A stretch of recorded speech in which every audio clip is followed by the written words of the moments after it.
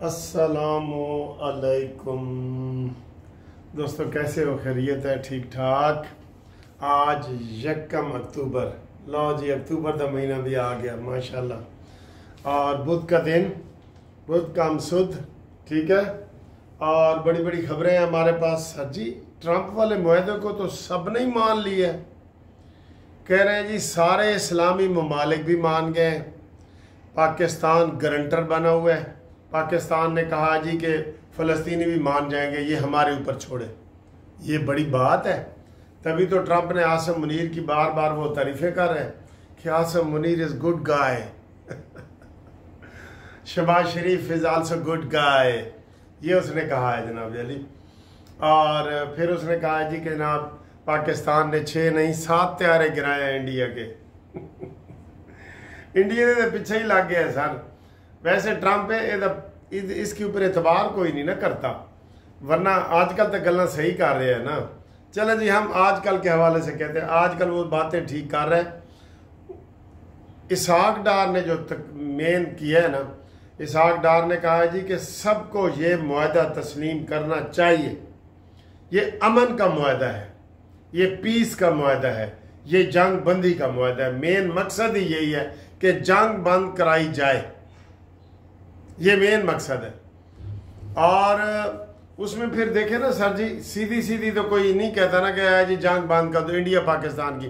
हमारा तो कोई इलाके का मसला नहीं था, वहाँ इलाके का मसला है, गज़ा का मसला है, वहाँ वो पहाड़ियों का मसला है कि वो किसके पास रहेंगी।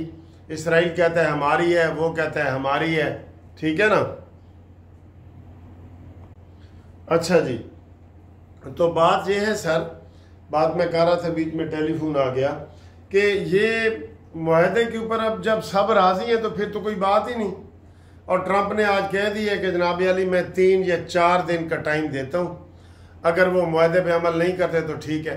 असल मसला इलाके का है ना सर जी, इलाके का मसला है ना कि वो फ़लस्तीनी रियासत का। अब नेतन्याहू ने उधर बयान दिया, ये बयान की हद तक है, वैसे मैं आपको ये मान लूँ कि हम फ़लस्तीन की रियासत को तस्लीम नहीं करेंगे, उनको करना पड़ेगा। जब कनाडा और ऑस्ट्रेलिया और इन मगरबी मुल्कों ने भी उनकी रियासत तस्लीम कर ली है तो क्यों नहीं करेंगे जी, इनको मानना पड़ेगा।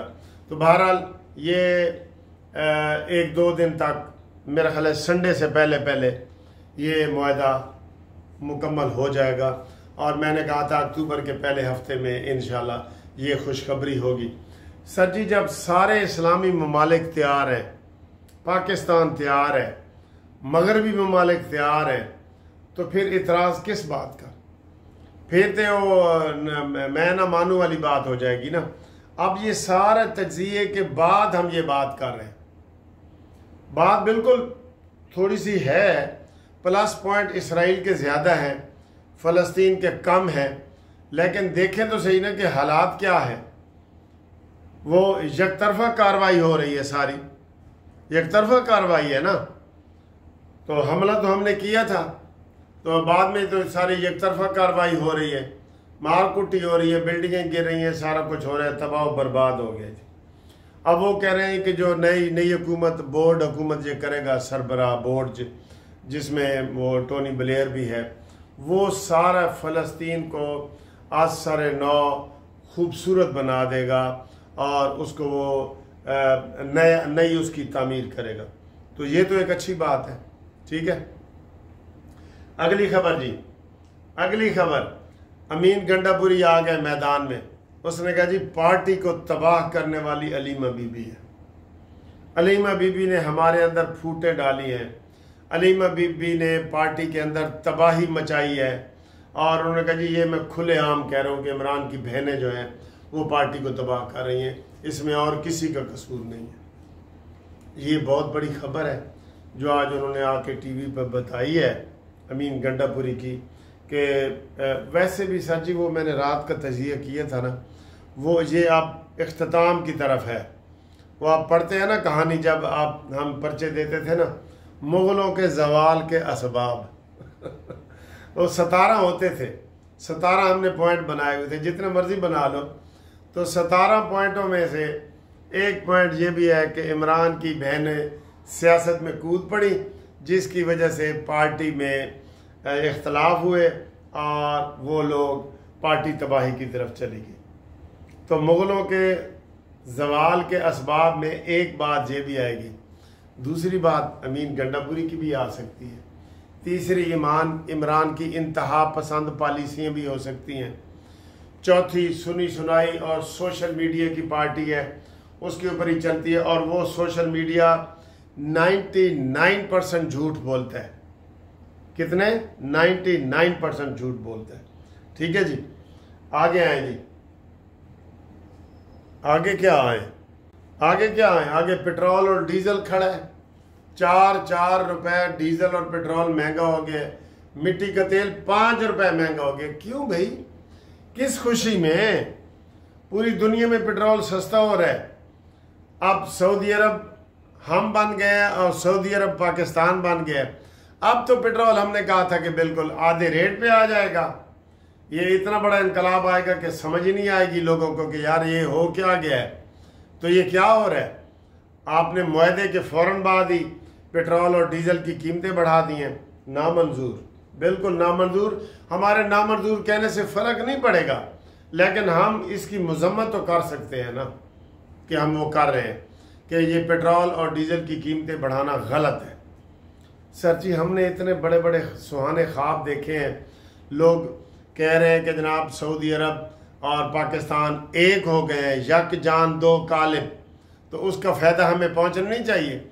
और फ़ायदा किसको पहुंचना चाहिए? हुक्मरानों को, ब्यूरोक्रेसी को, या अवाम को?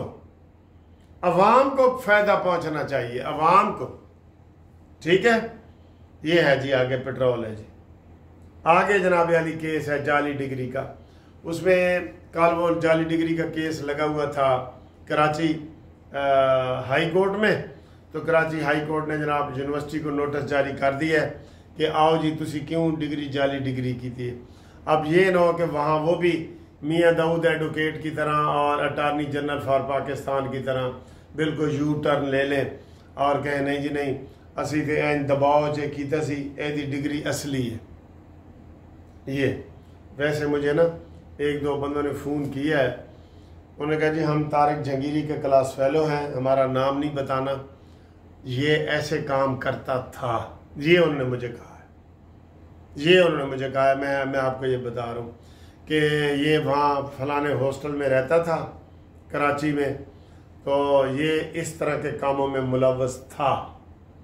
ये नहीं कि ये कोई साफ सुथरा बंदा नहीं था, ये उसका है जी। अगली खबर सर जी, अगली खबर ये है कि सऊदी अरब पाकिस्तान का दौरा करेगा 31 दिसंबर से पहले इसी साल दौरा करेगा। सर जी, दौरे का मकसद मैं आपको बताऊं, दो चीज़ों में ले। IMF का कर्जा उतारने में सऊदी अरब हमारी हेल्प करे।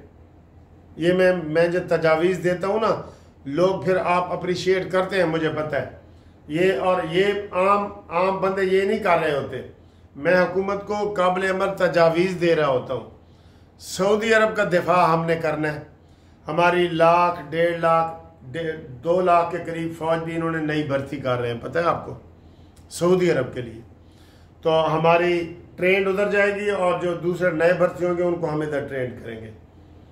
सऊदी अरब का दिफा हम करेंगे, वो साडा माशी दिफा करे और हमारा ये जो कर्जा है ये ख़त्म कराए। आप इस चीज़ के हामी हैं। IMF से हमारी जान छुड़ाए।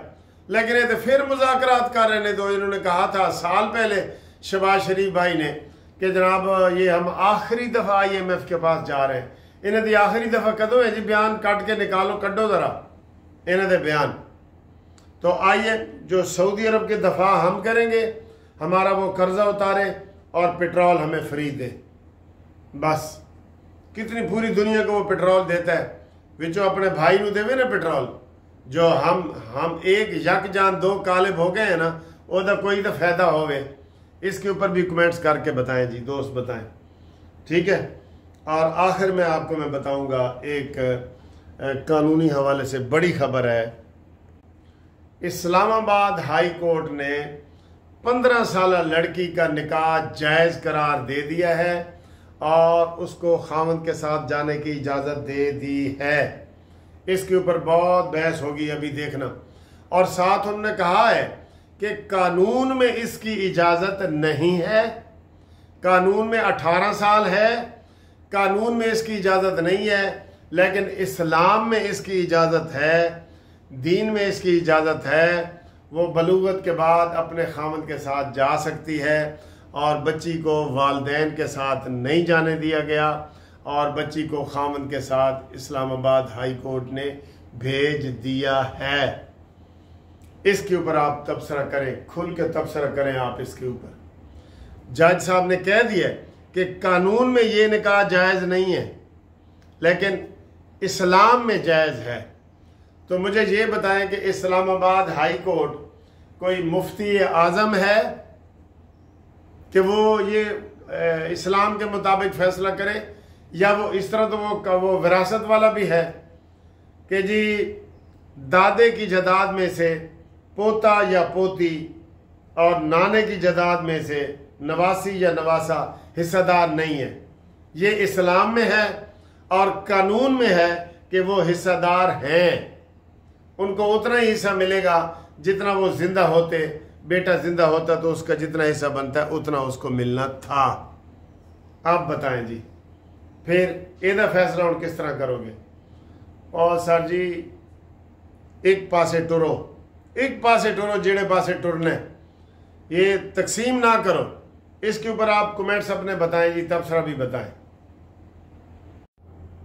और जनाब अली, वीडियो देखने से पहले आपसे गुजारिश है कि आप चैनल को सब्सक्राइब करें। यही कानूनी टीवी के नाम से व्हाट्सएप पे भी हमारा चैनल है, कानूनी टीवी के नाम से फेसबुक पे भी हमारा चैनल है, उसको भी लाइक करें, शेयर करें। और जो रिटायर्ड मुलाजमीन है ग्रुप लाइफ इंश्योरेंस के, वो हमारे साथ रब्ता कायम करें। जिन्होंने केस नहीं किया वो केस में शामिल होंगे तो उनको फ़ायदा होगा, नहीं तो नहीं होगा। कौमी असम्बली से अल्हम्दुलिल्लाह बिल मंजूर हो गया है, सेनेट से होने वाला है, 90% काम हो गया है। तो जो लोग इसमें शामिल होंगे उनको ही फ़ायदा होगा, दूसरों को नहीं होगा। ठीक है, ये मैं आपको बता रहा हूँ। और जो ओवरसीज़ वाले हैं उनके लिए नया कानून आ गया है, मरीम नवाज साहबा नया कानून लाई है, 90 दिन के अंदर फैसला होगा। वो हमारे साथ रब्ता कायम करें। जिनके कोई प्लाट, दुकान, मकान का मसला है वो करें। फैमिली केसेस वाले हमारे साथ रब्ता करें और वो मेरे इस नंबर पे रब्ता करें।